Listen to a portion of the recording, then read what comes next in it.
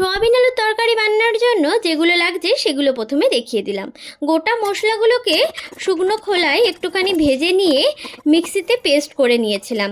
আর সোয়াবিনগুলোকে গরম জলে ফুটিয়ে চিপে চিপে তার জলগুলোকে বার করে নিচ্ছিলাম। তারপর কড়াতে তেল দিয়ে পেঁয়াজ কুচি আর আদা রসুন আর একটুখানি কাজু বাদাম দিয়ে ভালো করে নেড়ে চেড়ে তার মধ্যে কাঁচা লঙ্কা, লঙ্কার গুঁড়ো, হলুদ গুঁড়ো, লঙ্কা গুঁড়োটা কিন্তু কাশ্মীরি লঙ্কার গুঁড়ো দেওয়া হয়েছিল কালারের জন্য, একটু জল দিয়ে আর একটুখানি কেচাপ দিয়ে ভালো করে মশলাটাকে কষিয়ে নেওয়া হচ্ছিল।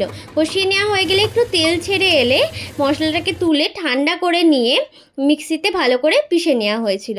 মিক্সিতে পিষে নিয়ে এবার ওই সোয়াবিনগুলোর মধ্যে ওই পেস্টটা দিয়ে ভালো করে মাখিয়ে প্রায় আধ ঘন্টা পৌনে 1 ঘন্টা মতো রাখা হয়েছিল। ততক্ষণে কড়াতে তেল দিয়ে আলুগুলোকে খুব ভালো করে নুন হলুদ দিয়ে ভালো করে ভেজে নিয়ে তুলে নেওয়া হয়েছিল।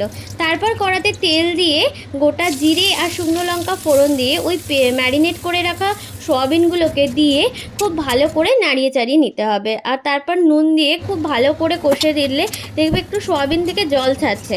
জল ছাড়লে তার মধ্যে ওই মশলার যে জলটা যেটা ম্যারিনেট করে রাখা হয়েছিল ওই জলটাকে অল্প অল্প করে দিয়ে ভালো করে কষে নিতে হবে, যাতে সোয়াবিনের ভেতরে এই মশলার জলটাও যাতে ঢুকে যায় আর টেস্টটা যাতে ভালো আসে।